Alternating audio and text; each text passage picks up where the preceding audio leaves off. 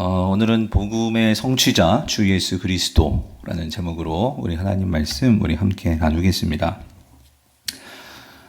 제가 지금 주일 설교를 이제 복음으로 다시 시작하라라는 주제로 이제 복음에 대해서 같이 말씀을 나누고 있습니다. 그래서 이제 두 번 나눴고 이제 세 번 이번 주 또 복음을 나눌 건데 말씀을 준비하면서 복음에 대해서 제가 우리 성도들에게 바랬던 것은 우리 성도님들이 다 복음을 잘 아실 거예요. 아시는데 사실 이 성경이 말하고 있는 복음이 사실 작지 않거든요. 그러니까 우리가 알고 있는 그동안 들었던 그 복음이 절대 틀린 복음이 아니에요. 맞는 복음인데 그런데 정말 복음이 우리에게 말해주고자 하는 그 내용이 사실은 크거든요. 근데 그것들을 좀 우리 성도님들에게 다 보여드리고 싶고 또 저도 다 알고 싶고 또 그것들을 우리가 잘 기억하고 싶고 하는데 사실은 우리가 좀 너무 작은 이 복음의 작은 부분들만을 보다 보니 그리고 기억하다 보니 알다 보니 우리 신앙도 어떤 면에서 하나님께서 우리를 장성한 그리스도의 장성한 분량으로 이르도록 우리를 그렇게 또 만들어 가시고 이끌어 가시고 하고자 하는 하나님의 열심이 있는데도 어떤 면에서는 우리가 그게 잘 안 된다. 그렇게까지 나아가지 못한다. 그것은 하나님의 능력이 모자라서도 아니고 또 어떤 면에서는 우리가 제대로 된 복음을 잘 이해하지 못하고 가슴 아픈 것은 그거를 듣지 못하고 그런 것은 아닐까. 그런 생각을 좀 해보았어요. 그래서 물론 우리가 복음이 한두 번 들어서 될 문제는 아니에요. 계속해서 우리가 복음 속에서 살아가야 되는데 제가 그런 생각이 들더라고요. 하나님 정말 복음을 잘 전할 수 있고 또 복음을 잘 설명할 수 있고 근데 설명만이 아니고 그것을 우리가 정말 살아낼 수 있는 왜냐하면 복음은 능력이라고 말하고 있잖아요. 그것 자체가 능력이 되는데 그래서 우리 성도들이 이 힘든 때에 힘든 삶을 살아가면서 이 세상에서 복음의 능력으로 살아갈 수 있다면 얼마나 좋을까. 그런 바람과 기도하면서 또 이렇게 말씀을 준비하고 있는데요. 오늘도 고린도 후서도 그렇고 이 바울서시는 결국 바울이 그가 목회한 교회에 정말 가르쳐주고 싶고 알리고 싶고 선포하고 싶은 것은 뭘까요? 그게 바로 복음이죠. 그래서 오늘 주제도 복음입니다. 그래서 그 복음의 내용을 좀 우리가 살펴보려고 하는데 그러니까 복음이 작지 않다는 것은 어떤 의미냐면 사실 여러분 그런 거 생각해 보셨어요? 아니 어떻게 이 복음이 뭐길래 바울의 인생을 이토록 변화시켜 놓을 수 있을까? 그러니까 주 예수 그리스도를 위해서라면 자신의 어떤 이익, 자신의 어떤 결혼까지도, 자신의 어떤 사생활까지도 그것을 다 내려놓고 오직 복음을 위해서 오늘 본문에도 그런 말 나오잖아요. 그러니까 내가 이제 주님을 위해서 하나님을 위해서 미쳤다, 라고 말해도 전혀 어색하지 않을 정도로 그렇게 한마디로 복음에 미친 그런 삶을 살 수 있는 것이 과연 어떤 이유에서 그런 것일까? 그런 점에서 그러니까 그만큼 바울에게는 이 복음이라는 것이 그의 모든 삶의 체계를 완전히 뒤바꿔 놓는 그래서 오늘 우리가 본문에도 나오는 그런 표현이지만 그걸 완전히 새로운 피조물 되게 만드는 이전과는 완전히 다른 존재로 만들어버리는 이런 복음의 능력이 나타났다는 거죠. 그렇다면 저희들도 한번 질문해 봐야 돼요. 우리가 복음을 매번 듣고 복음을 가지고 살아간다고 하는데 나는 정말 그런 새로운 새 창조가 이루어진 그런 나 자신인가? 그러니까 나의 삶이 그런 삶으로 나는 뒤바뀌었는가? 그런 삶을 살고 있는가? 또 그렇게 살아가고 있는가? 하는 것을 우리가 한번 생각해 볼 필요가 있다. 그런 점에서 오늘 다시 한번 이 복음을 좀 같이 말씀을 나누려고 하는데요. 사랑하는 성도님들, 매번 묻습니다. 복음이 무엇입니까? 그래서 여러분, 복음이 무엇인가라고 정의를 할 때요. 여러 가지 측면에서 복음을 정리할 수 있을 거예요. 그런데 우리가 많이 알고 있는 이 복음의 이 내용 중에, 그러니까 복음을 그거죠. 우리가 죄인이 구원받는 어떤 그런 하나의 방법? 그 정도로 우리가 복음을 이해한다면, 사실 복음은 어떤 그런 구원받는 정보를 주는 그런 것이 아니라는 거죠. 이 복음이라는 것은 그보다 더 크고 더 이 복음이라는 것은 근본적으로 우리에게 새로운 새 창조를 우리에게 말해주고 있다는 거거든요. 완전히 새로운 시대가 열렸고 우리가 완전히 그런 새로운 시대 속에 우리가 그 속에 들어가서 이제 그 시대의 한 백성으로서 살 수 있는 새 길이 열렸다는 것이거든요. 그래서 우리가 이걸 어떻게 인식하느냐, 이걸 어떻게 정말로 받아들이고 사느냐가 우리의 근본적인 삶의 모습을 바꿔놓을 수 있는데, 이게 제대로 이해가 되지 않으니까 어떤 일이 벌어지냐면 고린도 교회도 그렇고 오늘 우리 성도들의 삶에도 그럴 수가 있어요. 예전에 우리가 살았던 세상의 방식대로 여전히 살고 있는 거예요. 무슨 말인지 되세요? 시대가 바뀌었고 완전히 새로운 세상이 되었는데도 여전히 바뀌지 않은 옛사람, 옛시대의 방식대로 우리가 살고 있다는 거예요. 그렇다면 이건 너무나 어울리지 않는 거죠. 복음과 우리를 생각해 볼 때. 그래서 여러분, 우리가 한번 이 생각을 해볼 필요가 있어요. 뭐냐면 바울 당시에 이 복음이다라는 얘기를 할 때, 바울이 이 복음을 전할 때, 그러면 그 당시 사람들은, 그러니까 1세기 당시 로마 황제의 지배를 받고 통치를 받고 있었던 사람들에게 바울이 이 복음을 전할 때에는 그들은 이걸 어떻게 받아들였을까? 그것을 한번 생각해 보면 분명한 것은 그 당시에 사람들이 살아가는 세상의 통치는 누가 통치하고 있었죠? 로마 황제예요, 로마 황제. 그러니까 로마 황제가 왕이 되어서, 로마 황제가 주가 되어서 다스리는 그 세상이었어요. 근데 지금 바울이 외치는 건 뭐냐면요, 그 주가 바뀌었다는 거예요. 그러니까 그 왕이 완전히 바뀌었다는 거죠. 다시 말하면 이 세상을 다스리시고 통치하시는, 즉 이 세상의 주도권을 지금 누가 쥐고 있냐면 로마 황제가 아니라는 거예요. 누구냐? 예수 그리스도시라는 거죠. 이거를 증거를 하는 거예요. 그랬을 때에 사실 여러분 이 복음은 유대인이나 헬라인이나, 지금 바울은 이 모두에게 복음을 증거하죠. 근데 특별히 사도 바울은 그러니까 이방인들을 향해서 이제 이 복음을 증거하는 자로 나섰어요. 하지만 우리가 한번 생각해 보면, 그러면 이 복음이라는 것은 근본적으로 하나님께서 바울에게만 들려주신 거겠어요? 아니란 말이죠. 그러면 사실 이 기쁜 소식은 어디서부터 나온 거냐면, 사실 이거는 아담과 하와 때부터 나오는 거예요. 다시 말하면 이 구원은 그 뿌리가요, 이 세상이 창조되면서부터 하나님께서 왕이시다 하는 복음은 언제부터 들려졌어요? 에덴 동산에서부터 이게 들려졌던 그 소식이 복음이었어요. 그런데 인간은 그 복음을 거부했단 말이죠. 하나님께서 통치하시고 하나님께서 왕이 되셔서 다스리시는 그 나라를 인간은 거부했단 말이에요. 왜? 자기가 왕이 되려고. 내가 주도권을 가지고 하나님의 권위를 무시하고 내가 다스리고 인간이 주도권을 잡는 그런 세상을 끌고 왔단 말이죠. 그런데도 불구하고 하나님께서는 그런 인간들을 버리지 아니하시고 하나님은 여전히 하나님께서 다스리실 그 하나님 나라에 대한 꿈을 가지시고, 그리고 그 나라를 다스릴 왕을 보내주시겠다고 하나님은 구약에서 누누이 그것을 약속하시면서 구약이 흘러왔단 말이에요. 그래서 여러분, 바울이 이토록 이 복음에 미칠 수 있었던 것은 여러분, 이거 한 가지 중요한 이유예요. 바울은 구약의 학자였죠. 그래서 그가 그토록, 사실 그도 메시아를 기다리고 있었어요. 그리고 유대인들 모두가 다 그런 메시아를 기다리고 있는 사람들이었죠. 그랬는데 바울이 그 다메섹 도상에서 부활하신 예수 그리스도를 만남으로, 예수 그리스도 십자가에 달리신 그 예수는 하나님의 저주를 받은 자라고 생각했었는데, 그런데 그것이 저주가 아니고 결국은 그것이 진정한 하나님께서 우리에게 구원을 가져다 주시려고 하는 하나님의 놀라운 계획이었고, 그 계획을 통해서 오늘 나 같은 이 괴수 같은 이 죄인인 바울이 구원받아서 하나님의 백성이 되어서 그 하나님의 새로운 통치의 그 시대에 나를 주역으로, 나를 일꾼으로 삼으셨다는 것이 깨달아지니까 바울은 모든 것이 새롭게 열리는 거예요. 새롭게 보이기 시작을 하는 거죠. 그래서 자, 여러분, 이사야 40장 우리 9절부터 10절을 보면은요, 자, 바울은요 그때부터 이 모든 구약의 말씀이 새롭게 보이기 시작을 했어요. 그래서 여러분 여기 이사야 40장 9절에 10절에 보면 같이 한번 읽어볼게요. 시작. 아름다운 소식을 시온에 전하는 자여 너는 높은 산에 오르라.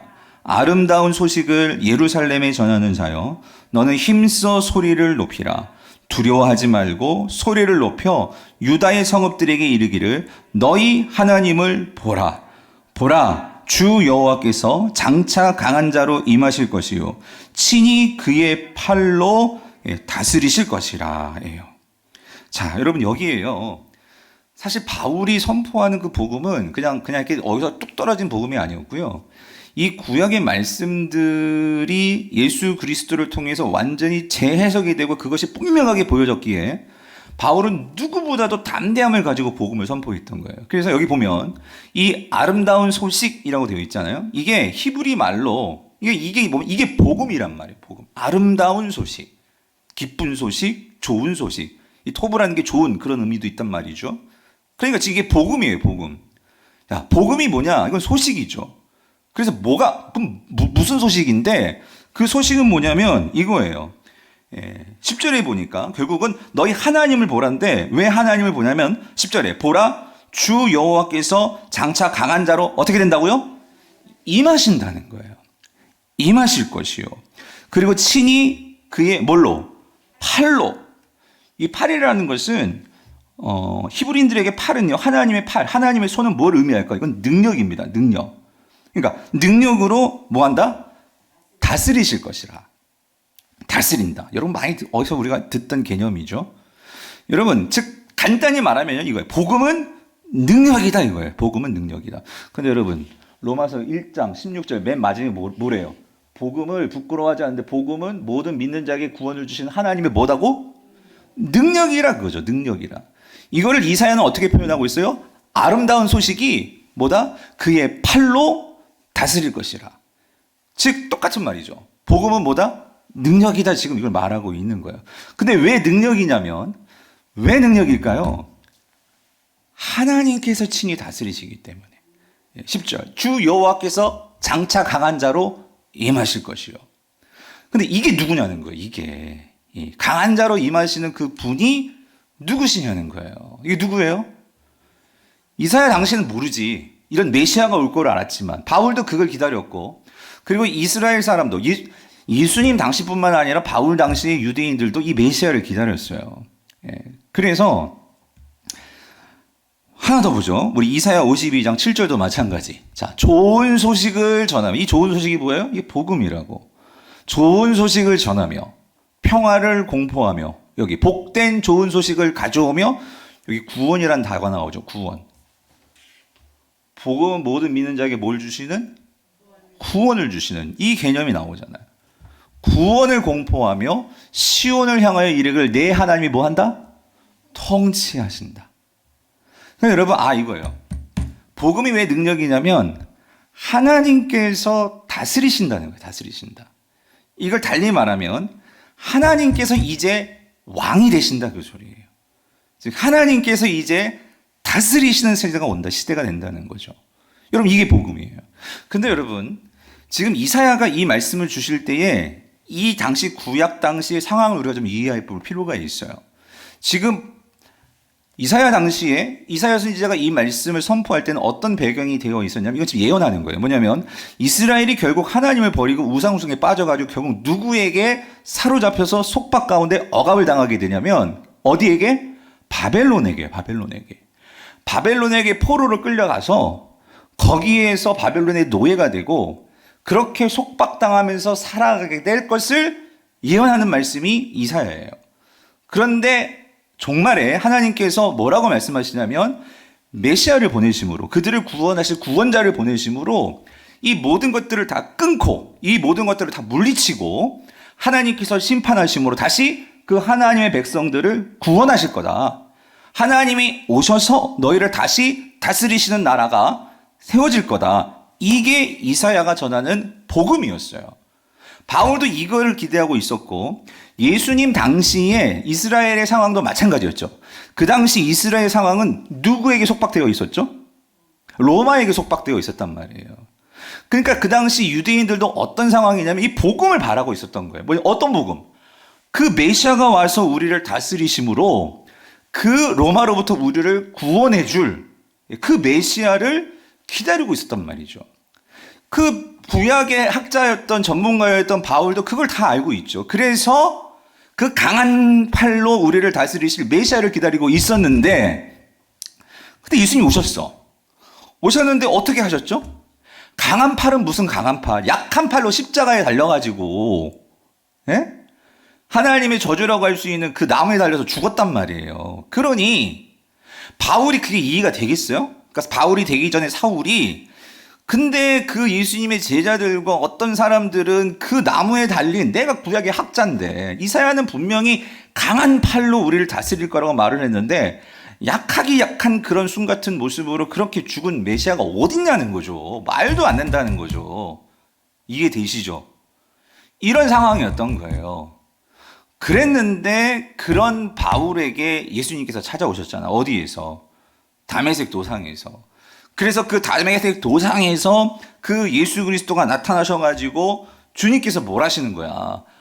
사울아 사울아 왜 네가 나를 박해하냐? 주님 누구십니까? 그러니까 나는 네가 박해하는 그 예수다 라고 했을 때 바울이 완전히 꼬꾸라지는 거지. 예. 그러면서 풀어졌던 게 뭐냐면 하나씩 이 복음의 그 퍼즐들이 맞춰지기 시작했던 거예요, 바울은. 그래서 여러분, 이사야 2장 2절 3절에도 보면은요, 이사야가 이렇게 말했거든요. 말이래 여호와의 전에 산이 모든 산 꼭대기에 굳게 설 것이요 모든 작은 산 위에 뛰어나리니 만방이 그리로 모여들 것이라. 여기서 만방이라는 것은 그러니까 모든 열방, 이방인들도 그 여호와의 집, 즉 하나님의 성전이 있는 그곳으로 몰려들 것이다 라고 말하고 있는 거예요. 사실 여러분, 성전은요 유대인들만 들어갈 수 있는 곳이에요. 그렇죠? 근데 그 만방이 그 성전으로 모인다? 사실 이건 좀 이상한 얘기였을 거예요, 유대인들이 생각하기에. 그런데 3절, 많은 백성이 가며 이르기를 오라 우리가 여호와의 산에 오르며 야곱의 하나님의 전에 이르자. 여기요. 그가 그의 길을 우리에게 가르치실 것이라. 우리가 그 길로 행하리라 하리니 이는 율법이 시온에서부터 나올 것이요 여호와의 말씀이 예루살렘으로부터 나올 것임이라 라고 말씀하셨어요. 모든 열방이 예루살렘으로 모인다. 성전으로 모인다. 이게 무슨 말이냐는 거죠. 근데 이게 예수님께서 그런 말씀하셨죠. 내가 곧, 요한복음 14장 6절에서 내가 곧 뭐예요? 길이요 진리요 생명이니 나로 말미암지 않고는 어떻게 아버지께로 나올 자가 없느니라. 여러분, 유대인들에게서 하나님께 나아가는 길은 성전을 가야만 해요. 성전에서만 하나님께 나아갈 수 있었어요. 그럼 여기서 말하는, 이사야가 지금 말하고 있는, 궁극적으로 말하고 있는 성전은 누구일까요? 예수 그리스도시란 말이지. 만방이 예수 그리스도께 나와서 그 예수 그리스도의 말씀을 듣고 그 예수 그리스도를 통해서 새로운 살 길이 열리며 하나님을 만나게 되는, 유대인이나 헬라인이나. 그러니까 복음은 여기 모든 믿는 자에게, 여기서 모두는 누구야? 유대인이든지 헬라인이든지 누구든지, 그렇죠? 예수 그리스도 앞에 나아가면 그 길이 진리이기에, 그래서 뭘 받는 능력, 구원을 주시는, 구원을 받는 우리 입장에서는 하나님의 뭐가 돼요? 능력이 된다는 거지. 이게 바울이 깨달아졌던 거예요. 그래서 그 다메섹에서 예수 그리스도를 만나고 예수 그리스도가 그러잖아. 너는 하나님이 택한 이방인을 위해 가야 할 하나님이 택한 그리스다 라고 그 사명을 받은 거잖아요. 그러니까 지금 이 이사야 말씀을 이루기 위해서 하나님이 누굴 택했어? 누구를 택했어? 바울을 택한 거지. 이거를 깨닫게 되니까 바울이 가만히 있겠어요? 땅 끝까지 가려고 하는 거지, 이 말씀을 이루기 위해서. 또 한 가지 질문. 여러분 지금 고린도후서를 묵상하면서 바울이 왜 그렇게 헌금에 매달릴까요, 여러분? 왜 이렇게 이방 교회들의 헌금을 무슨 착취하는 것도 아니고 왜 이렇게 이방 교회 가는 곳곳마다 이방 교회에서 연보하게 해가지고 그거를 예루살렘에 갖다 주려고 그래. 그래서 우리가 사도행전 20장을 보면 이제 모든 3차 전도여행 끝나고 그 돈을 모아가지고 바울이 예루살렘 향해 갑니다. 근데 사도행전 20장에서 어떤 일이 있었냐면, 그런데 선지자들이 바울 너 예루살렘 가면 죽어, 그러니까 가지 마 그런단 말이에요. 그런데 바울은 끝끝내 그 돈을 자기가 가지고 가. 아니 여러분, 아니 지금 유대인들이 지금 예루살렘에 바울 죽이겠다고 막 특공대를 만들어 놓고 기다리고 있어요. 그럼 그 헌금 뭐 우리 말로 부목사님 시켜가지고 부목사님 갖다 주게 할 수도 있잖아. 담임 목사님 도망가고 죽이려고 하니까. 그렇지 않아요? 근데 왜 바울은 끝끝내 자기가 그걸 왜 갖다 주려고 하죠? 왜 그러는 거예요? 아, 내가 그렇게 애썼으니까 좀 가가지고 예루살렘에 가가지고 좀 이렇게 인정도 받고, 나 정말 애썼어, 좀 알아줘. 그러려고? 아니란 말이에요. 왜 그러는 거예요? 복음의 성취를 보기 위해서요. 그게 뭐냐면 여러분 이사야서 보세요. 이사야서 60장 5절과 9절을 보면 그 메시아가 오심으로 어떤 일이 벌어지냐면 이런 예언을 해놓았어요. 그때에 네가 보고 깊은 빛을 내며 내 마음이 놀라고 또 화창하리니 이는 바다의 부가 내게 돌아오며 여기 이방 나라들의 재물이 어디로 온대? 내게로 옴이라. 이게 무슨 말이냐면 9절 더 자세하게 곧 섬들이 나를 앙망하고, 이 나라는 것이 그러니까 메시아예요. 예수 그리스도를 의미하는 거예요. 복음이 있는 그곳. 자, 나를 앙망하고 다시스의 배들이 먼저 이르되 먼 곳에서 내 자손과 그들의 은금을 아울러 싣고 와서 내 하나님 여호와의 이름에 드리며 이스라엘의 거룩한 이에게 드리려 하는 자들이라. 이는 내가 너를 영화롭게 하였음이라. 여러분, 이사야 60장은요 1절에 어떻게 이렇게 써요. 일어나라 빛을 발하라 내 빛이 내게 임하였고, 그 본문이 이사야 60장 1절입니다. 즉 뭐냐면 예수 그리스도 메시아를 통해서 이 세상에 빛이 비춰지기 시작했어요. 그럼 어떤 일이 벌어지냐면 이방인들이 이제 그 이방인들이 하나님께 나오는 길이 열린다는 거죠. 그리고 그들이 예물을 갖고 하나님께 나온다는 거예요. 바울은 이거를 믿고 있었어요. 지금 복음이 자신을 통해서 어디를 향해 빛이 비춰졌어요? 이방을 향해 비춰졌잖아요. 그러면 그렇게 이방을 향해 비춰졌을 때 그 이방 사람들이 자신의 그 물질, 자신의 재물을 가지고 누구에게 나온다고? 하나님께 나온다고. 하나님께 그 재물을 드린다고. 이 일이 이루어진다고 이사야에서 예언하고 있었어요. 바울은 그거를 확신하고 있었어요. 나를 통해서 예수 그리스도의 그 빛이 비춰지고 있기 때문에 반드시 이 역사, 이걸 통해서 바울은 뭘 꿈꾸냐면 궁극적으로는 이방 교회와 이제 예루살렘 교회가 하나가 되어지는 그거를 꿈꾸기도 하면서 결국은 이방인들이 하나님의 백성이 되는, 지금 여기서 예물을 드린다는 것은 하나님을 예배하는 걸 의미해요. 즉 그 이방 마게도냐뿐만 아니라 그 이방의 교회들이 헌금을 모아서 드린다는 것은 그들이 결국 하나님을 섬기고 예수 그리스도를 주인으로 믿기 때문에 그들이 헌금을 하는 것이고, 그리고 그거를 하나님께 드리는 거잖아요. 그럼 이건 뭐가 성취가 된 거야? 이사야의 말씀이 성취가 되는 거예요. 복음이 성취가 되는 거예요. 바울은 그거를 보고 싶은 거예요. 누가? 바울 자신이. 자신 스스로가 그거를 보고 싶은 거예요. 그래서 바울은 그토록 목숨에 위협이 있었지만 그는 그걸 들고 어디를 가는 거예요? 예루살렘으로 가는 거예요. 여러분 이게 뭐죠? 복음이 능력이 되는 거예요. 복음을 내가 정말로 확신할 때에, 그리고 그 복음을 살았고 경험했고 보았죠.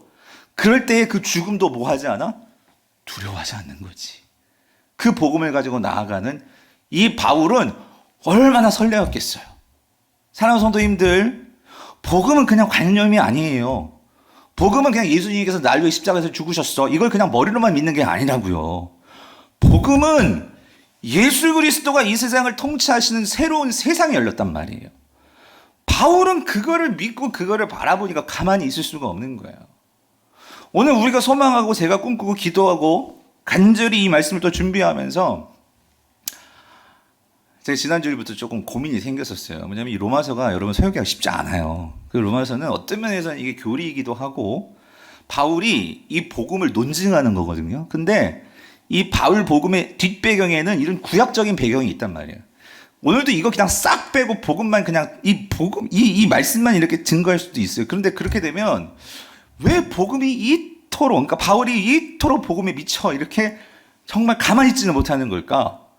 그는 아는 것도 많지만 그 아는 것들이 이게 하나씩 맞춰지면서, 그래서 제가 오늘 우리 김대삼 선생님과 같이 밥을 먹으면서 제가 오늘도 하루 종일 뭐 한글날이었어. 예, 나도 좀 뭐 산에도 가고 싶고 그런 마음이 들더라고, 놀고 싶고. 그런데 물론 오늘 금요 설교를 맡았으니까, 예, 제가 설교 준비를 하는데도 거짓말에 오늘 10시에 딱 들어가가지고 이 고린도서 가지고 복음을 또 연구하고 책 보고 공부하고 하면서 너무 재밌는 거예요. 재밌는 거예요.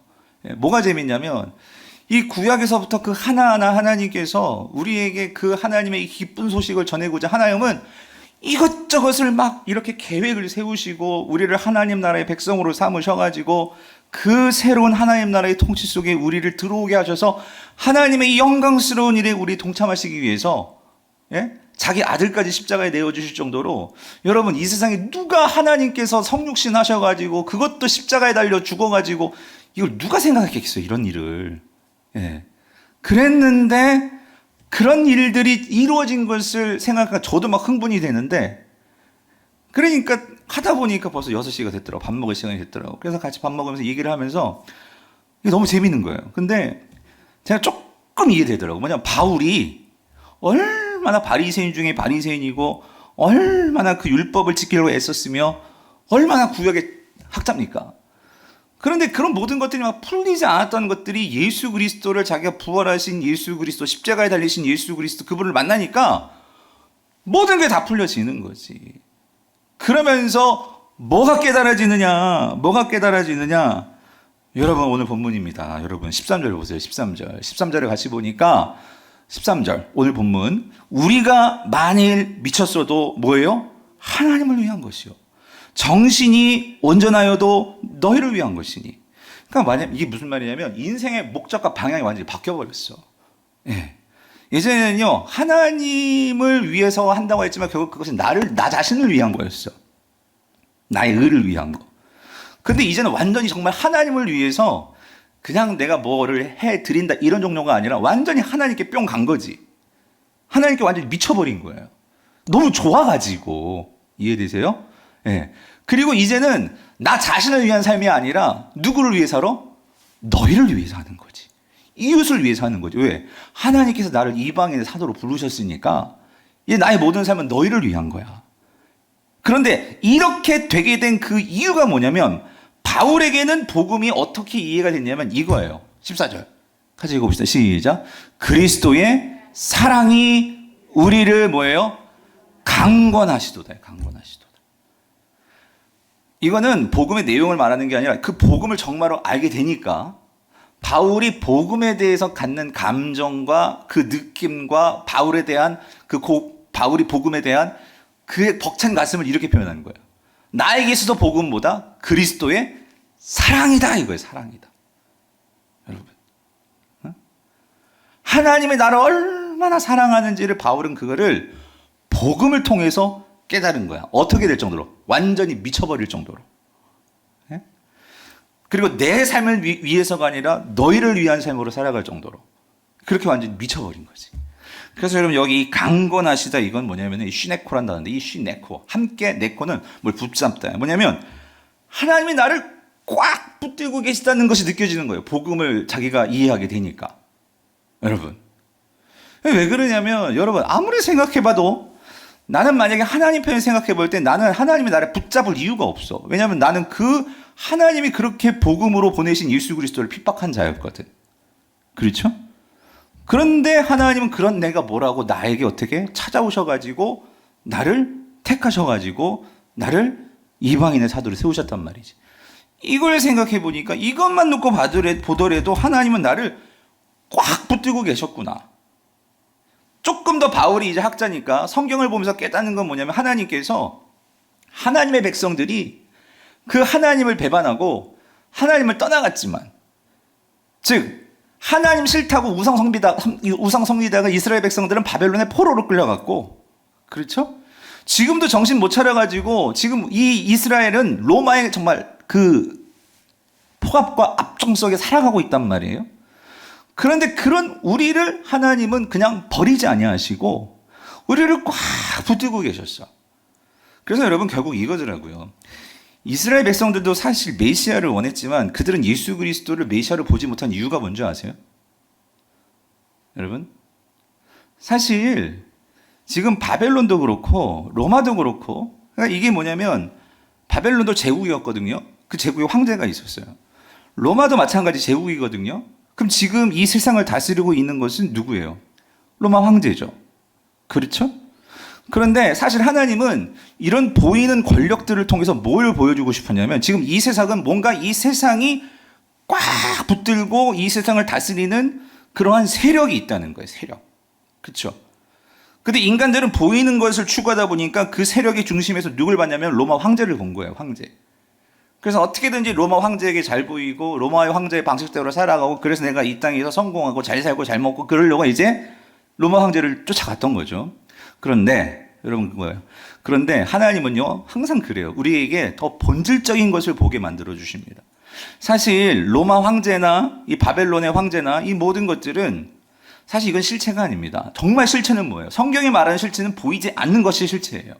이게 모순일 수 있겠지만 그런데 하나님은요 진짜 보이지 않는 것을 보여주기 위해서 때로는 보이는 뭔가를 통해서 그 보이지 않는 것을 우리에게 보여줄 때가 있어요. 무슨 말인지 이해되세요? 진정한 하나님 보이지 않아요. 근데 그 하나님을 볼 수 있도록 볼 수 있게 해준 게 누구예요? 예수 그리스도시란 말이에요. 하나님께서 친히 성신하셔가지고 인간의 몸을 입고 약한 몸을 가지고 이 땅에 오셨단 말이에요. 그렇죠? 마찬가지로 사실 여러분 이 세상 우리는요 지금 누구에게 꽉 사로잡혀 있냐면 그 누구일까요? 로마 황제가 아니에요. 사실은 그 누구일까요? 사단이라고. 사단. 여러분 이미 펴놨을 거예요. 여러분 앞장 넘어가서 4장을 보세요. 4장 고린도후서 4장을 보면 이건 자막이 없어요. 거기 4장 4절을 보세요. 4장 4절 바울이 뭐라고 말하고 있나 보세요. 자 보세요. 3절부터 볼게요. 만일 우리의 복음이 가리었으면 망하는 자들에게 가려진 것이라. 즉 무슨 말이냐면 복음은요 명백하게 드러나 있는 거예요. 근데 만약에 우리에게 복음이 안 보인다, 그거는 좀 난 망한 자일지도 몰라. 예, 무슨 말인지 이해되세요? 예. 자 그런데 거기 4절 보세요. 4절 같이 읽어볼게요. 시작. 그 중에 이 세상의 신이 믿지 아니하는 자들의 마음을 혼미하게 하여 그리스도의 영광의 복음의 강체가 비치지 못하게 함이니 그리스도는 하나님의 형상이시니라. 질문. 여기 이 세상의 신이 누구예요? 뭐예요? 그러니까 여러분 보세요. 이 세상에 신이 있다는 건 뭐냐면 그러니까 세상 사람들이 하나님 외에 뭔가를 섬기고 뭔가를 쫓고 그리고 막 두려워하고 그러면 그건 신입니다. 이건 다른 말로 우상이죠. 이 세상의 신이 누구겠어요? 이게 로마 황제라고 눈에 보이는 것은. 그런데 사실 로마 황제는 진짜 신이 아니라 그 배후의 진짜 신은 누구다? 사단이라는 거예요. 사단이 이 세상에서 모든 하나님의 백성들을 꽉 사로잡고 죄와 그 사망의 권세를 가지고 우리를 노예화 만들어서 그렇게 우리를 질질 끌고 가면서 살고 있었던 거예요. 그게 이 세상이었어요. 지금 이스라엘뿐만 아니라 이스라엘은 지금 이거예요. 하나님 우리를 로마로부터 구원해 주세요. 그러니까 로마로부터 구원을 해야 되니까 뭘 바래? 메시아를 바라는데 어떤 메시아를 바라겠어요? 로마를 때려잡을 수 있는 그런 메시아겠지. 그럼 당연히 로마보다 더 힘 있는 뭔가 군사적인 힘을 갖고 있는 메시아가 와야 되겠지. 그러니까 예수가 안 보이는 거예요. 예수가. 하나님이 보내신 예수는 그런 방식이 아니었어요. 사단을 능가할 수밖에 없는 그런 메시아를 보내야 되는데 사단이 결코 흉내낼 수도 없고 사단이 결코 이길 수 없는 힘은 뭘까요? 그게 사랑이거든. 사랑. 희생이거든. 희생. 예, 용서거든. 여러분 사단이 용서한다는 얘기 들어보셨어요? 사단 절대로 용서 안 합니다. 사단은 복수를 하지. 예. 그런데 그 모든 것들을 이기는, 능가하는 그 힘은 사랑입니다. 그걸 가지신 분이 누구예요? 예수 그리스도시지. 그걸 갖고 이 세상을 완전히 뒤집어 엎으신 거예요. 예. 그러니까 이 이스라엘 백성들은 그 예수 그리스도가 안 보이는 거야. 근데 바울은 그게 이제 보이는 거지. 이 원수 같은 나를 하나님은 뭐 하셨어? 저런 원수가 그냥 이러지 않으시고 긍휼히 여기셔서 찾아와 주셔서 만나 주셨고 그래 그럴 수 있어. 나를 그렇게 받아주시니까 거기서 바울은 뒤집어지는 거지. 예? 그래서 오늘 14절 그리스도의 사랑이 우리를 강권하시는도다. 예? 나를 꽉 붙잡고 계시는 게 이게 복음이었어. 예? 이거를 고백을 하고 있는 거예요. 그러니까 여러분 복음이 하나님의 능력이라는 걸 머리만 아는 것은 왜 그러냐면 이 사랑을 모르기 때문이에요. 하나님이 얼마나 나를 사랑하시는지를 깨닫지 못하면 여러분 복음이 절대 능력이 될 수가 없어요. 예. 그러면 하나님이 나를 얼마나 사랑하신지가 깨달아지려면 뭐가 깨달아지면 내가 죄인인 것이 깨달아져야 돼. 내가 끝도 없이 약하구나. 내가 끝도 없이 그런 미약한 존재이구나. 이게 깨달아져야지만 깨달아질 때 여러분 복음은 능력이 됩니다. 다양한 방법일 수 있어요. 어떤 사람은 내 몸에 어떤 건강이 어떤 어려움이 와가지고 하나님 난 정말 약합니다. 그럴 수도 있고 어떤 사람은 돈 하며 살았는데 돈 때문에 완전히 망해봐야 여러분 그때 정신 차리는 사람도 있고 어떤 사람들은 관계적으로 정말로 내가 정말 잘 나가고 잘한다고 생각했었는데 그런 관계가 어려울 때 난 역시 아니었구나 하면서 거기에서 정말 하나님의 구원을 보게 되고 여러 가지 우리마다 다 스토리가 다 다를 거예요. 하나님은 그 일들을 통해서 우리를 찾아와 주신다면 여러분 정말 하나님 여러분을 사랑하신다는 게 분명하다는 거예요. 그런데 여러분 여기 보세요. 바울이 얘기하죠. 그래서 개인적으로 하나님의 그 강건하시는 사랑을 이 바울은 깨닫게 되었는데 그래서 여러분 이 강건하신다는 게 결국은 나를 붙잡고 계시고 하나님께서 나를 완전히 이제 지배하시고 다스리시고 나를 끌고 가시고 이게 바울이 느껴지는 거예요. 하나님께서 내 인생을 정말 주도하고 계시는구나. 그런 게 깨달아지면서 자 그런데 바울은요 그가 그렇게 얘기를 하죠. 내가 이제는 너희를 위해서 산다라고 아까 말을 했어요. 정신이 온전하여도 너희를 위한 것이다. 이 말은 뭐냐면 바울은 그 복음을 전하기 위해서는 이 죽음까지도 불사하고 그런 자신의 어떤 희생도 불사하고 주님을 따라갑니다. 근데 그렇게 따라갈 수 있는 것이 그 사랑인데 이 사랑을 정말로 이 바울이 철저하게 깨닫게 된 중요한 사건이 있다는 거예요. 사건. 그 사건이 뭐냐면 이게 14절이에요. 뭐냐면 이거죠. 그리스도의 사랑이 우리를 강권하시는데 이거요. 우리가 생각하건대 한 사람이 모든 사람을 대신하여 죽었은즉 모든 사람이 뭐한 거다? 죽은 것이라 이거예요. 죽은 것이라. 이게 무슨 말이냐면 오늘 사도 바울이 정말로 이 예수 그리스도 하나님의 나를 향한 그 사랑을 어디서 정말 깨닫게 되었냐면 이거라는 거예요. 그 하나님의 아들 그 하나님의 영광과 존귀를 생각할 때 절대 나는 그렇게 생각했지. 메시아는 십자가에 죽을 수 없어 라고 생각했는데 그 십자가에서 죽으신 그 주님이 왜 그렇게 죽느냐? 그것은 결국 우리를 뭐 하시기 위한 거야? 구원하시기 위해서였다는 거죠. 그래서 여러분 예수 그리스도의 십자가의 사건은 복음에 있어서 가장 중앙에 있는 사건이에요. 중심에 있는 사건이에요. 이거는 정말 너무나 중요한 사건이에요. 근데 그동안 우리가 너무 이거를 강조하다 보니까 이것만 복음으로 알고 있었는데 사실 이거 말고도 더 여기서 나가야 할 복음의 내용들이 많아요. 그래서 제가 요번에 이제 로마서를 하면서는 그동안은 예수 그리스도가 우리를 위해 죽으셨습니다. 요거에 강조되는 복음을 우리가 많이 들었다면 이건 너무 다 알잖아. 잘 알고 있잖아요. 여기서 한 차원 더 나아간 복음을 제가 이번에 준비하면서 전해드리는 거지만 그럼에도 불구하고 분명히 이 복음에 있어서 중요한 그 중심에 있는 사건은 예수 그리스도의 십자가의 죽음이라는 거예요. 아멘이십니까? 예? 그 죽음.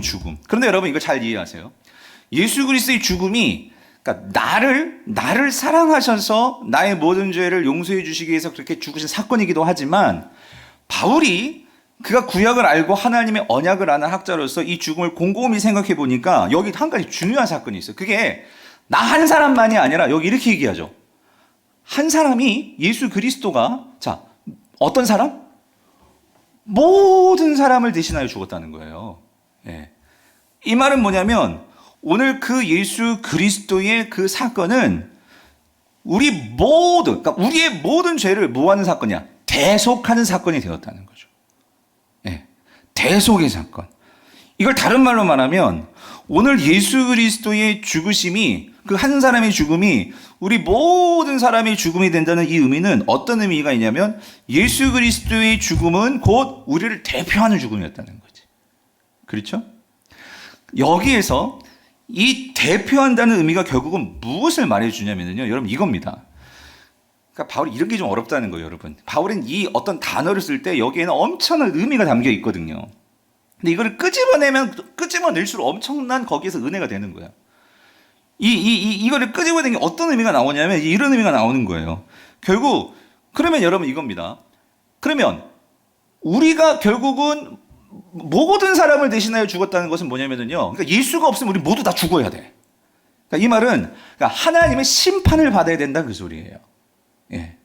우리 모두 다 하나님 앞에 마지막에 모두 다 심판을 받는데 그 누구도 예 없이 우리는 다 불구덩이에 들어간 지옥에 들어가야 될 그런 죄의 결과에 이미 사형 언도를 받은 자들이야. 빼도 박도 못할. 그런 누구 때문에? 우리를 대표했던 그 아담 때문에. 그렇죠? 예. 그 아담의 죄로 인해 우리 모두가 그런 인류가 결국은 하나님을 반하는 그런 죄 속에서 우리는 살아가는 거예요. 마치 이런 거예요. 여러분, 우리가 이스라엘 백성이라고 생각해 보세요.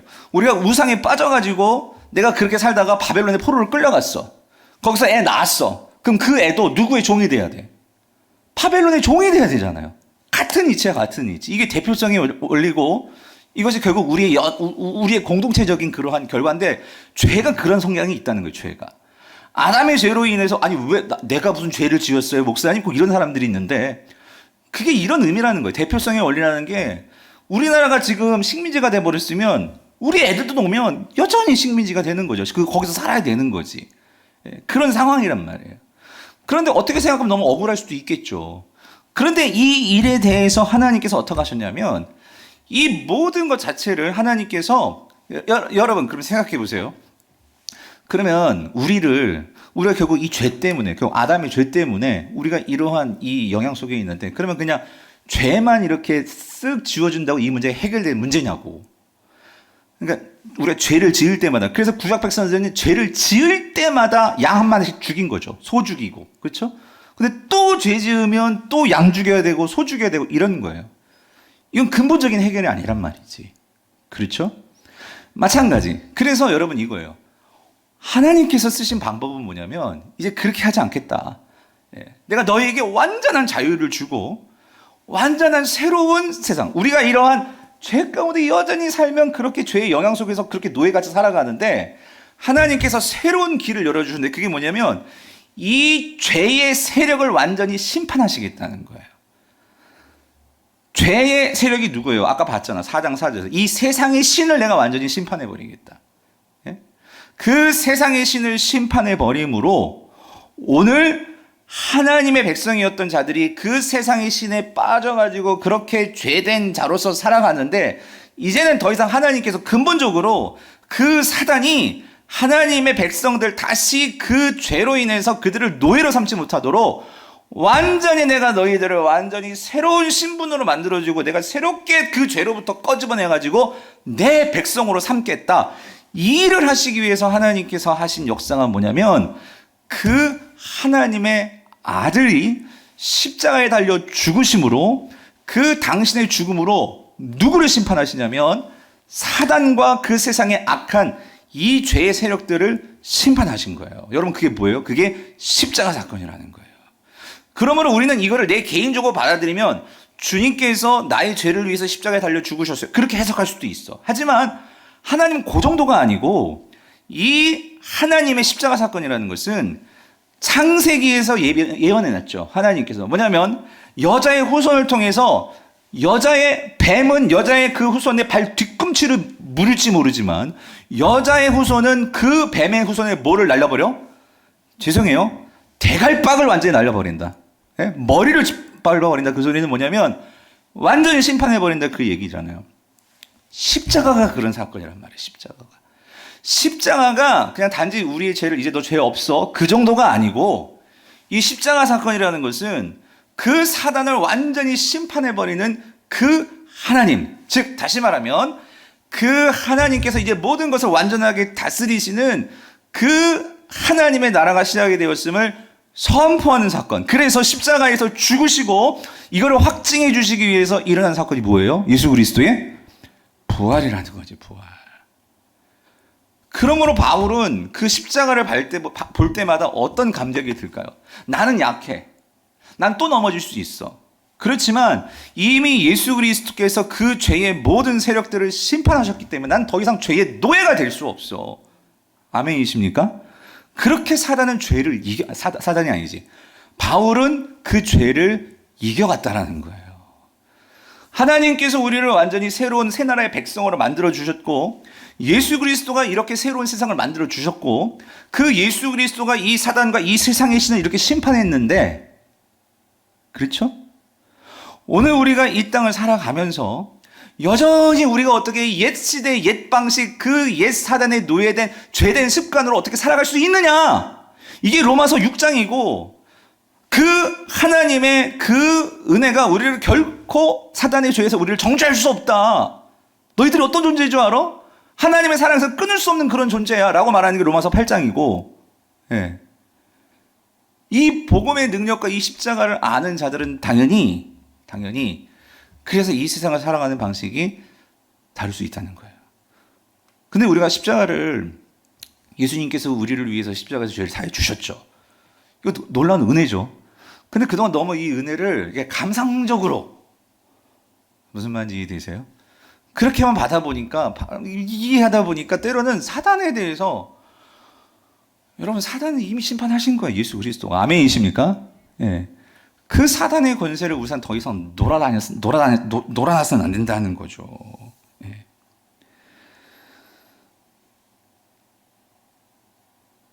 그래서 여러분 오늘 우리 읽지는 않았지만 우리 5장 21절을 보면 이런 말씀이 있어요. 하나님이 5장 21절 고린도후서 5장 21절 하나님이 죄를 알지도 못하신 이를 우리를 대신하여 죄로 삼으신 것은 그러니까 예수는 죄가 없으신데 그렇죠? 예. 그 예수 그리스도를 통해서 예수 그리스도를 죄로 삼으셨다는 거예요. 그러니까 이 말은 뭐냐면 그러니까 예수 그리스도가 십자가에 달려 죽으신 거죠. 예. 왜 그렇게 하셨느냐? 사도 바울은 이렇게 얘기해요. 우리로 하여금 그 안에서 누구 안에서? 예수 그리스도 안에서 예. 자 뭐가 되게 하려 하심이라? 하나님의 의가 되게 하려 하심이라요. 제가 오늘 하루 종일 매달렸던 게 이거예요. 여러분 이게 사실 쉽지 않아요. 하나님의 의가 뭔지를 설명한다는 게 아는 것 같으면서도 여러분 하나님의 의가 뭐예요? 이게 참 이게 쉽지 않은 문제. 사실 이게 이번 주일에도 제가 설교를 하겠지만 여러분 이렇습니다. 그러니까 우리가 예수 그리스도 안에서 누가 하나님의 의가 되는 거야. 그러니까 우리로 하여금 그랬잖아요. 우리가 하나님의 의가 된다는 거예요. 그렇죠? 예. 그렇다면 우리가 하나님의 의가 된다는 게 뭐냐?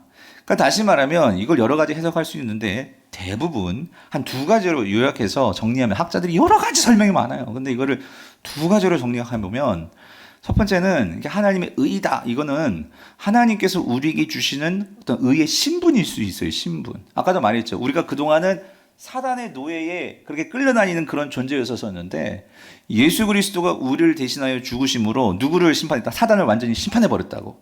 그러니까 사단이 정신을 못 차려. 그래서 하나님께서 우리를 끌고 이제 하나님의 백성으로 갖다 놔주신 거예요. 신분이 바뀌어버렸죠. 그렇죠?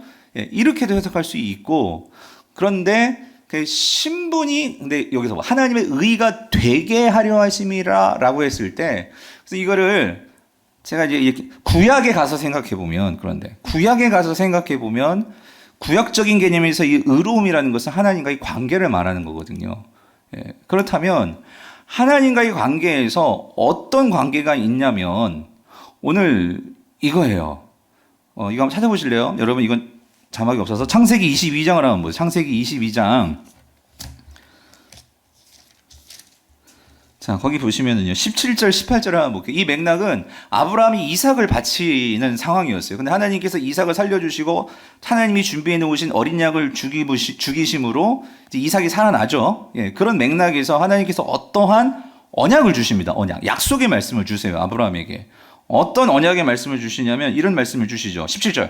내가 네게 큰 복을 주고, 여기 중에, 네 씨가, 예? 크게 변성하여 하늘의 별과 같고 바다의 모래와 같게 하리니 여기 읽어보세요. 네 씨가 그 뭐예요? 이 질문. 이 대적이 누구냐는 거야. 대적. 예? 그러니까 이제 우리는 알지. 사도 바울도 이게 이제 열리는 거예요. 이거구나. 아까 세상의 신 이게 적이란 말이지. 바로 이 하나님의 씨가 이 대적의 성문을 차지한다는 것은 그를 완전히 짓밟아 버린다는 거예요. 정복해 버린다는 거예요. 그러니까 사단을 정복해 버린다는 거죠. 예. 그래서 18절 보세요. 또 네 씨로 말미암아 여기 중요해. 누가? 천하? 여러분 유대인만 구원을 받아요? 아니란 말이에요. 누가? 천하? 만민이 유대인이나 헬라인이나 만민이 뭐를 받아? 복을 받으리니 이는 네가 나의 말을 뭐했기 때문에 준행하였으면 하였도다. 여기 준행은 순종입니다. 순종. 아브라함이 순종을 할 때 이런 놀라운 역사들이 일어났단 말이죠. 그랬을 때 여기서 하나님의 의가 되게 하려 하심이라, 이게 뭐냐면 이렇게 생각할 수 있어요. 하나님의 의가 된다는 것은 하나님의 어떤 행동이 이루어지는 거예요. 즉 다시 말하면 우리로 하여금 그의 안에서, 예수 그리스도 안에서 이 예수 그리스도가 하는 일을 통해서 오늘 우리에게 뭐가 주어지느냐? 구원이 주어지는 거. 예, 그거 자체를 로마서에서 뿐만 아니고 이 고린도 후서에서도 하나님의 의가 된다. 이게 뭐냐면 복음이 우리에게 가져다 주는 결과인데, 어떤 결과냐면요. 하나님은 이 아브라함에게 주셨던 이 약속 그대로, 하나님은 이 창세기에서 하나님의 그 씨를 통해서 사단을 짓밟아 버리고 우리를 구원하신다는 이 약속을 한 번도 잊지 않으시고 결국 어떻게 하죠? 이걸 성취하셨죠. 이걸 이루셨죠. 그러면 하나님은 신실하신 분이시라는 거지. 하나님은 우리가 믿을 만한 분이시라는 거지. 그러므로 하나님의 의가 되게 하려 하시면, 이 말은 뭐냐면 하나님은 그 신실하신 분이시기에 우리가 그 하나님을 믿고 따를 수 있게 하신다는 거지. 아멘이십니까? 그러니까 여러분, 이걸 한번 생각해 보세요. 내가 정말 이런 말씀이, 아브라함에게 주셨던 이 말씀을 가지고 막 고민을 했을 때 이게 무슨 말씀일까? 그런데 하나님은 단 한 번도 하나님이 하신 말씀을 어기시거나 잊어버리시거나 그러지 아니하시고 그 말씀을 기필코 이루시는 신실하신 하나님이란 말이지. 우리와의 관계에서 우리는 하나님의 언약을 맨날 무시하고 맨날 잊어버리고 맨날 내 생각대로 살고, 그런데도 불구하고, 그런데도 하나님은 하나님이 하신 그 약속을 이루시기 위해서 누구까지 죽이실 정도로? 하나님의 아들을 죽이실 정도로.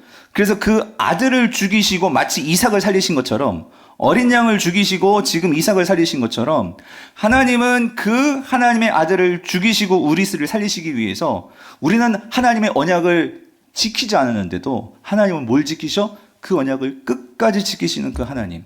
이런 하나님이라면 여러분, 사도 바울 그리고 이 하나님의 복음을 듣는 자들 어떤 마음이 드는 게 정상일까요? 아, 그런 하나님이라면 내가 뭐 해야 돼? 믿어야지, 신뢰해야지, 순종해야지, 이런 마음이 들지 않겠어요? 그러므로 초대교회 성도들은 여기에 반응한 거예요. 그러면 제가 지난번에 말했지만 믿음은 그냥 머리로만 이렇게 믿습니다, 이게 아니라 믿음은 뭐로 나아가? 순종으로 나아가는 거예요. 순종으로. 그래서 로마서 4장이 지금 이걸 말하는 거예요. 로마서 4장이 하나님께서 아브라함을 의롭다 할 때 단지 믿음만이었어요? 아니죠. 뭐가 있었어요? 순종함으로. 네? 그러므로 그가 하나님으로부터 의롭다. 하나님을 믿을 때 의롭다 하셨는데, 그 믿을 때에는 하나님을 향한 이 신뢰 속에는 오늘 아브라함이 보여주는 그 믿음의 순종. 예. 그러면 여러분, 우리로 하여금 그 안에서 하나님의 의가 된다. 여러분, 우리가 예수 그리스도를 보면 볼수록 우리는 거기에서 뭐가 생길까? 믿음이 생길 수밖에 없어요. 예. 주님을 만나게 된다면. 아멘이십니까? 예. 그래서 여러분 15절에 보세요. 15절. 오늘 보면 15절에 이렇게 얘기를 하죠. 15절에 보니까 그가 모든 사람을 대신하여 죽으심은 살아있는 자들로 하여금 다시는 그들 자신을 위하여 살지 않고, 누구를 위하여? 오직 그들을 대신하여 죽었다가 다시 살아나신 이를 위하여 뭐한다? 살게 하려 하심이라. 여러분, 이러한 주님, 이러한 예수 그리스도가 나를 구원하시고 십자가에 달려 죽으셨는데, 죽으신 거 끝이 아니었어. 여기 나오죠. 다시 뭐 하셨어? 살아나셨다. 그죠? 오직 그들을 대신하여 죽었다가 다시 뭐 하시니래요? 살아나시니, 부활하시니. 그 부활하심으로 그 예수 그리스도는 뭘 우리에게 보여주세요? 우리의 통치자, 하나님 나라를 다스리시는 만왕의 왕이 되셨음을 분명하게 드러나셨단 말이에요. 그렇다면 이걸 정말로 이 예수 그리스도를 알고 이 복음을 안다면, 이 복음은 우리가 이 복음을 단지 그냥 머릿속만 이해하는 게 아니라 이 복음을 내가 정말로 믿고 신뢰한다면, 당연히 이제 우리는 누구를 위해 살겠어요? 로마 황제를 위해서 살겠어요? 누구를 위해서 살겠어요? 나를 위하여 대신하여 죽었다가 다시 살아나신 그 예수 그리스도를 위하여 어떻게 하겠어요? 살게 하려 하지 않겠냐는 거지. 뭐가? 결국 이 복음이라는 거지. 그래서 복음은 뭐가 된다? 능력이 된다는 거예요. 능력이 된다. 그래서 결론, 여러분 17절을 볼게요. 17절. 우리 17절 읽어봅시다. 17절 중요한 말씀이죠. 잘 알면서도. 자, 그래서 17절 같이 읽어볼게요. 시작. 그런즉 누구든지 그리스도 안에 있으면 새로운 피조물이라. 이전 것은 지나갔으니 보라 새 것이 되었도다. 여러분 이제 이해가 되세요? 자 보세요. 그런즉 누구든지. 그러니까 여기 누구든지는 헬라인이든지 상관없어. 내가 무슨 죄를 지었든 여러분 그거 상관없어. 내가 누구든지. 자, 근데 중요한 건 이거라고. 어디 안에 있으면? 그리스도 안에 있으면. 여러분 이 그리스도 안에 있으면 바울이 정말 많이 쓰는 수로인데요. 이 그리스도 안에 있으면 이 말은 무슨 의미일까요? 이 말은 즉 로마 황제 안에 있으면은 그거는 우리의 구원이 될 수 없어. 즉 예수 그리스도 안에 있다는 것은 결국 우리가 누구의 통치와 다스림을 받는다는 거예요? 예수 그리스도의 다스림과 통치를 받는 자가 되었다는 거죠. 예. 다시 말하면 하나님 나라의 백성이 되었다는 거예요. 그렇죠? 예. 그래서 예수 그리스도 안에 있으면 여기에는 제가 말했죠. 바울은 이렇게 줄줄 끌면 막 딸려 나오는 것들이 많아. 그리스도 안에 있다는 것은 결국 누구든지 안에 있을 수 있는데 그거는 누구든지지만 정확히 말하면 예수 그리스도를 뭐함으로? 믿음으로. 그렇죠. 예수 그리스도를 믿음으로. 지금 즉 다시 말하면 이 복음이 능력이 되려면 근데 한 가지 조건이 있어요. 한 가지 조건은 뭐냐면은요. 그 복음을 내가 알고 그걸 뭐 할 때? 믿을 때. 그렇죠? 예. 하나님이 우리에게 주신 이 복음의 사건이 내 마음에 믿어지고 그런 주님을 향해서 그런 주님이시라면 내가 그 주님을 위해서 내 삶을 드리겠습니다. 라고 그런 결단과 헌신과 순종으로 나아갈 때 여러분 그렇다면 그건 당연히 내가 어떻게 된 거겠어요? 새로운 뭐가 된 거야? 피조물이 된 거지. 그렇죠? 그것은 이전 것이 아니고 완전히 우리는 어떻게 된 거예요? 새롭게 되어져 버린 거야. 그래서 여러분 여기 중요한 게 한 가지가 있어요. 그리스도 안에 있으면이라고 할 때 여러분 우리들 입장에서 내가 그리스도 안에 있다는 것을 알 수 있는 방법이 뭘까요? 여러분 이거예요. 왜 우리가 새로운 피조물이냐? 예, 이것은요 지금 바울이 이거를 말할 때는 우리 안에 엄청난 변화가 생기기 때문이에요. 그 변화가 뭐냐면 우리가 예수 그리스도를 믿을 때, 즉 예수 그리스도가 믿는다는 의미가 뭐예요? 이 예수 그리스도가 이제는 하늘과 땅의 모든 권세를 가지신 퀴리오스, 주님이신 것을 내가 분명히 믿고 이제는 내가 황제를 따르는 자들이 아니고 이제는 내가 정말로 그 주님을 위해서 나의 모든 삶과 나의 모든 것들이 주님께 맞춰지고 그 주님을 따르게 되는 거. 여러분 이게 믿음인데 그렇게 내 삶에서 이러한 믿음을 갖게 되는 것도 사실은 아까 봤죠? 하나님의 그 신실하심 때문에 우리에게 이 믿음이 생기는 거예요, 사실. 내가 그 주님을 바라보고 이 하나님을 알면 알수록 생겨나는 게 믿음이란 말이에요. 내가 이 세상의 그 어떤 것도 내가 믿을 수 없어. 근데 그 주님은 나에게 있어서 이러한 한 번도 그 언약을 변개치 아니하시고 지키시는 하나님이신 것이 깨달아지니까 나에게 생겨나는 게 뭐예요? 믿음이란 말이지. 그런데 그렇게 믿음이 생겨날 때 우리 안에서 어떤 변화가 있냐면 우리 안에서 하나님께서 우리가 새로운 피조물인 것을 우리에게 확증해주는 우리 안에서의 또 중요한 사건이 있어요. 사도 바울이 말하고 있는 그게 뭐냐면 성령이 우리 안에 들어오신다는 거예요. 성령이. 예. 그러므로 성령이 우리 안에 들어오실 때 여러분 제가 이 말씀 드렸죠. 이 당시 사람들에게 이게 얼마나 놀라운 일이라면 여러분 성령이 내 안에 있다. 이게 무슨 사실이냐면요. 여러분 찾아놓으셔서 6장을 한번 보세요. 고린도후서 6장에 보면 한 장만 넘기세요. 6장 보면 이런 말씀이 있죠. 자, 6장 여러분 16절을 한번 보세요. 16절. 자, 같이 읽어볼게요. 시작. 하나님의 성전과 우상이 어찌 일치가 되리요? 우리는 살아계신 하나님의 여러분 어떤 느낌이세요? 자, 우리는 살아계신 하나님의 성전이라. 이와 같이 하나님께서 이르시되 내가 그들 가운데 거하며 두루 행하여 나는 그들의 하나님이 되고 그들은 나의 백성이다. 이게 언약 공식이에요. 이스라엘 백성들 출애굽기나 여러분 이 레위기나 이 말씀 구약의 모세오경을 보면 이런 표현이 많이 나와. 난 너희의 하나님이 되고 너희는 나의 백성이 되고, 이게 뭐냐면 내가 너와 관계를 맺겠다, 언약을 맺겠다, 이런 의미가 이건데, 그러면 여러분 오늘 우리는 새 언약 백성이에요. 여러분 봤죠? 고린도후서 3장에서 새 언약을 맺는다고 분명히 새 언약의 백성이라는 것을 말하고 있어요. 그렇죠? 그 새 언약을 통해서 오늘 우리 안에서 하나님과 새로운 관계가 시작이 되었고 새로운 변화가 시작이 되었는데, 사도 바울은 이거를 뭐라고 표현하고 있냐면 새로운 피조물이 되었다. 근데 원어적으로 보면은요, 이게 우리 안에서 새로운 창조가 일어났다는 거예요. 그런데 사도 바울이 말하는 새로운 창조는 오늘 하나님께서, 예수 그리스도께서 하늘과 땅의 주인이 되심으로, 여러분 구원이라는 게 로마서 8장에 보면 나와요. 우리만 구원받는 게 아니에요. 누구도 구원받아. 앞으로 장차 이 온 우주 만물이 구원을 받습니다. 지금도 땅은요, 인간 때문에 탄식하고 있어요. 예, 인간의 욕심과 이 죄 때문에 이 자연이 만물이 오염되고 망가지고 있다고. 그래서 인간의 죄 때문이에요. 결국 이 자연 만물도 회복이 돼야 돼요. 회복이. 그걸 보여주는 게 이사야 6장에 나오는 그 어린아이가 독사굴에 손 놓고 사자와 어린 양이 막 같이 뛰놀고, 여러분 이런 그림들이 온 피조 만물이 예수 그리스도의 그 완성된 구원 안에서 누려질 새하늘과 새 땅의 모습은 성경이 우리에게 그걸 말해주고 있단 말이죠. 그런데 그것이 이루어지기 전까지 이 땅에서 우리가 살아가면서, 자, 어떤 일이 벌어지면 많은 새로운 창조들이 일어날 거예요. 그런데 지금 사도 바울이 말하는 이 당시 사람들에게는 이 말씀을 읽었을 때 엄청 충격이었을 거라고. 무슨 충격이냐면 이거예요. 이 당시 지금 고린도 교회 사람들도 그렇고 이 당시 사람들은요, 성전은 뭐가 성전이에요? 엄청나게 그 그리스나 저기 산꼭대기에 엄청난 대리석으로 세워놓은 게 성전이란 말이야. 그런데 지금 뭐가 성전이래? 내 몸이 성전이래. 여러분, 이 당시 헬라 철학에서는요, 이 몸뚱아리는요, 이거 썩어 없어져야 아주 추악한 게 몸이에요. 이 사람들이 좋아하는 것은 영혼을 좋아해서, 영혼을. 예. 그래서 몸을 학대하기도 하고 몸을 함부로 여긴다고. 그런데 바울은 뭐라고 말하고 있냐면, 지금 있잖아, 아직 주님이 완전하게 재림하지 않으셨는데, 하지만 지금 우리는 예수 그리스도가 이제 하늘의 하나님 우편에 앉아 계심으로 만왕의 왕이 되셔서 하나님 나라는 이미 시작이 되었죠.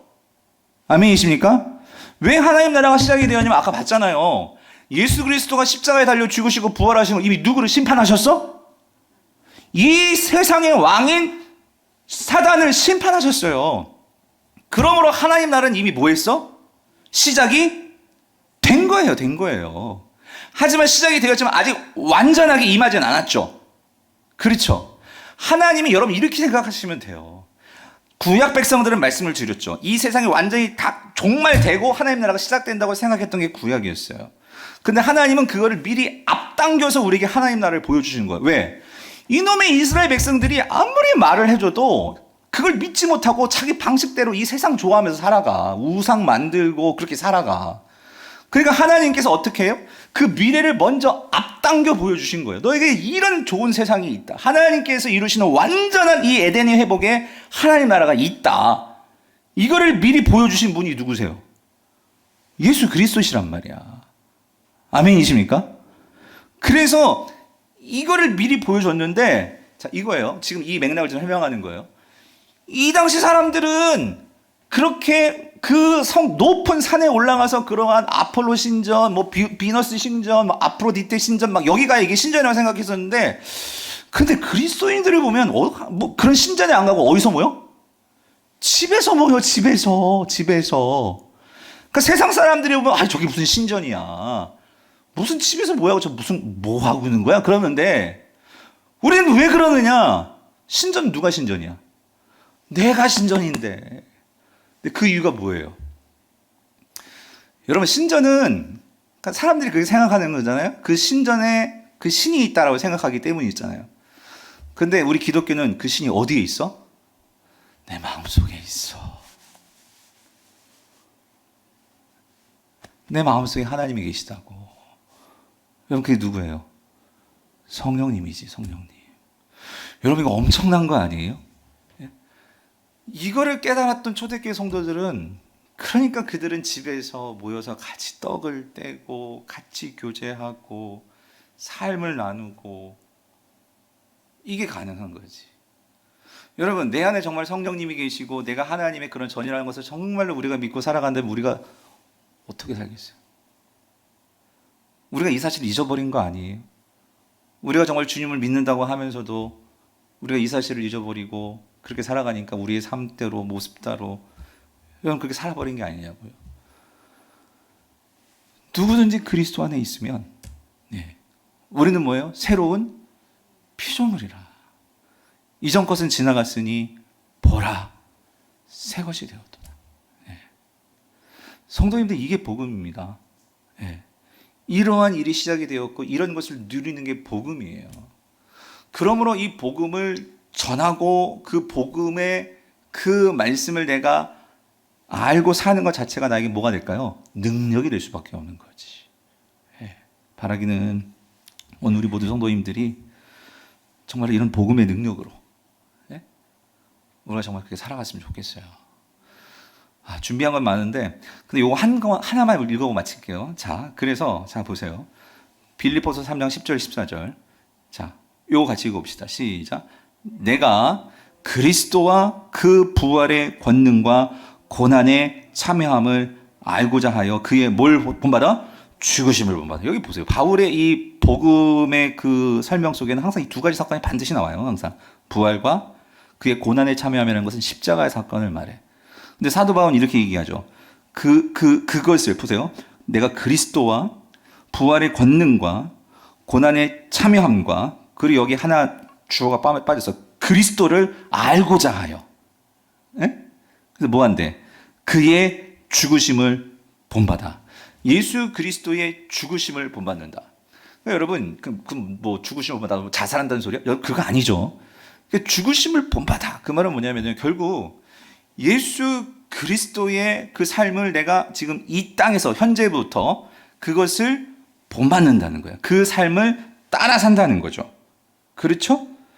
그럴 때 11절 어떻게 해서든지 죽은 자 가운데서 내가 어떻게 부활에 이르려 하노니. 이 말은 뭐냐면 여기서 죽은 자 가운데 부활에 이른다. 이 말은 뭐냐면 그러니까 예수 그리스도가 우리에게 보여주신 부활은 뭐냐면 장차 우리에게 주어진 우리도 그 예수 그리스도 같은 그런 새로운 몸으로 변화되어지고 그리고 우리가 새롭게 변화될 거란 말이에요. 언제? 주님이 재림하실 때. 그렇죠? 그런데 예수님은 바로 그걸 우리에게 샘플로 보여준 거예요. 자, 봐봐. 너희도 이렇게 될 거야. 죽음을 이기고 너희들도 새로운 부활한 몸으로 그렇게 되어질 거야. 이거를 예수님의 부활로 우리에게 보여주신 거예요. 그래서 바울은 뭐래요? 그 부활에 이르려 한다는 것은 그거를 바라보면서 지금 이 땅에서부터 예수 그리스도의 죽으심을 생각하면서 본받으면서 나는 그렇게 지금 살아가는 거죠. 나는 그것이 주어질 거예요. 나는 그거를 믿고 그냥 대충 사는 게 아니라 그것을 믿고 이 땅에서 사는데 어떻게 사느냐? 여러분 12절 내가 이미 얻었다함도 아니요 온전히 이루었다함도 아니라 참 이게 애매한 말이야. 바울은 이미 얻었어요. 바울은 이미 구원을 받았다고. 그렇죠? 근데 바울은 뭐라고 얘기하냐면 나는 이미 얻었다함도 아니요 이미 온전히 이루었다함도 아니라 오직 내가 그리스도께 예수께 잡힌 바 된 그것을 잡으려고 나는 어떻게 한다? 달려가노라. 이 말은 뭐냐면 그 사도 바울은 이미 구원을 받았어요. 얻었어요. 이미 복음을 누리는 삶을 살고 있어. 그런데 내가 복음을 받았으니까 예수를 믿었으니까 땡! 이게 아니고 나의 현재 삶 속에서 그 나에게 장차 주어질 그 완성될 구원을 바라보면서 그러면서도 이 현재에서는 항상 어떻게 사냐면요 오직 내가 그리스도께 예수께 잡힌 바 된 그것을 잡으려고. 이 말은 뭐냐면 주님이 나를 아까 뭐하고 있어? 붙들고 계시고 잡고 계시기 때문에 나의 삶 속에서 내가 어떤 고난이 오고 어떤 어려움이 오고 어떤 환난이 와도 나에게는 장차 이런 부활이 주어져 있고 그리고 나에게는 예수 그리스도가 이게 잡힌 바 된 잡고 있는 이 구원이 있기 때문에 그것을 가지고 어떻게 산대요? 13절 내가 이미 잡은 줄 여기지 아니하고 오직 한 일 즉 뒤에 있는 것은 잊어버리고 앞에 있는 것을 잡으려고 표대를 향해서 예수 안에서 하나님이 위해서 부르신 부름의 상을 위하여 나는 항상 어떻게 해요? 달려가노라. 달려가노라. 이게 무슨 말이냐면 여러분 이겁니다. 복음을 정말로 아는 자 그리고 복음을 믿는 자들은요 지금 이 바울은 현재의 삶을 그 복음의 능력으로 살아가고 있다는 거예요. 무슨 말인지 이해되세요? 복음은 먼 예수 그리스도가 이제 재림하실 때 그때만 능력을 보여주는 그런 사건이 아니고 오늘 이 현재의 삶 속에서 우리가 정말 예수 그리스도의 주 되신 것과 그 예수 그리스도 나를 붙들고 계신 것과 그리고 그 예수 그리스도가 모든 것을 통치하시는 것을 진정으로 믿는 성도라면 오늘 이 땅에서 살아갈 때에 심지어 고난조차도 죽음조차도 우리는 그것에 대해서 두려워하지 않고 그 주님의 모습을 닮아가는 삶을 살면서 결국 우리가 어디에 이르게 되느냐, 여기 부르신 부름의 상을 위하여. 근데 이것도 잘 해석하세요. 여기서 말하는 이 부름의 상이 뭘까요? 여러분, 사도 바울이 나를 불렀다라고 할 때는 어떤 게, 이건 하나님이 나를 구원으로 나를 부르셨다 그 소리예요.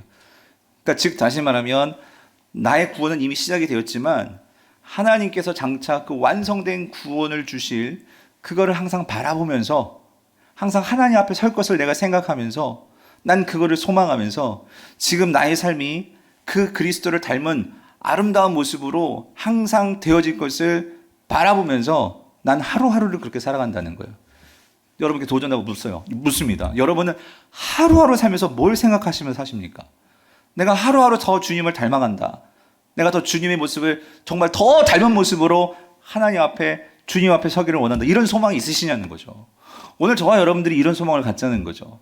어제보다 오늘이 더 주님을 닮아가는 모습으로, 내가 더 주님을 아는 모습으로, 그래서 그 주님을 따라가는 모습으로 주님 내가 살게 하여 주시옵소서. 이런 삶을 사시는 저와 여러분 될 수 있기를 간절히 바랍니다.